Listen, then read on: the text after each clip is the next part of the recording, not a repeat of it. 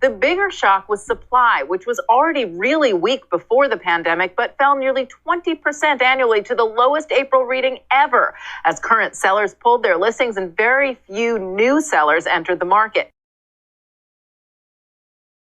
Wow.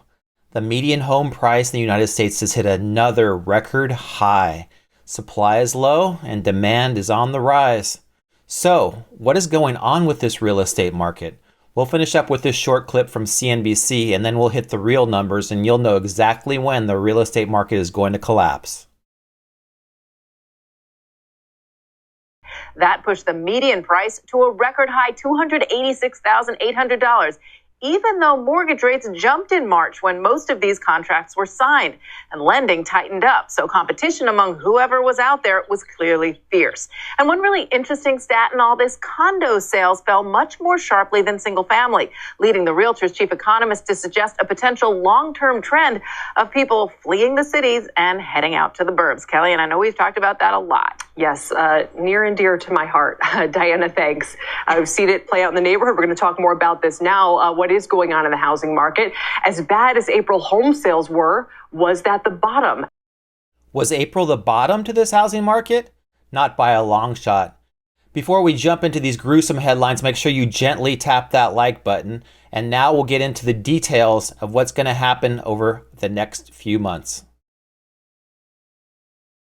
As you're no doubt well aware, the unemployment rate has surged to Great Depression levels, and at this point there are more than 40 million people out of work throughout the United States, which is a huge number when compared to the 5.8 million that were unemployed in February, and the unemployment numbers just keep getting worse.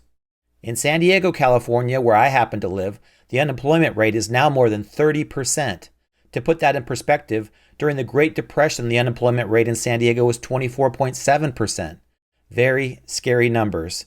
But what you're going to say to me is, Christian, these unemployment people will go back to work soon, right? Not so fast. In Georgia, which was one of the first states to reopen their economy, their numbers are still getting worse. As you remember, their governor was vilified even by President Trump that they were opening too fast when they started to open at the end of April. But what we've seen is that their business is still off more than 20%, and people are not going outside. Not that you care too much about the Chinese economy, but predictions are that they have more than 130 million people looking for work, and the government has refused to even predict what their 2020 will look like and how long it will take for them to recover.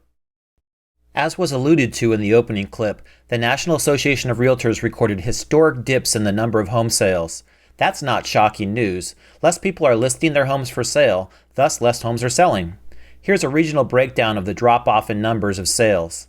As you can see, the West was hardest hit with a 25% decrease in the number of sales, although home prices went up 6.1%. This is a simple economics lesson in supply and demand.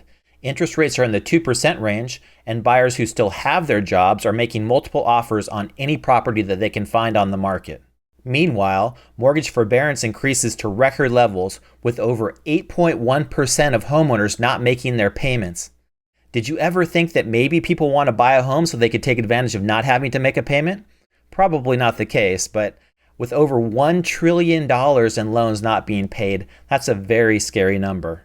We can see in the commercial real estate space that things are even worse. There's no chance to refi, and defaults are skyrocketing. How much money will banks and lending institutions need to keep in reserves to allocate for unpaid loans? When will residential lenders and banks stop making new loans as well? With large corporations like Hertz filing for bankruptcy, laying off tens of thousands of employees, and consolidating its $19+ billion in debt, it's really not a great time to be buying real estate. It's no surprise that consumer confidence has fallen to its lowest level since the 2008 housing crisis, but this time the problems are much worse and much wider spread.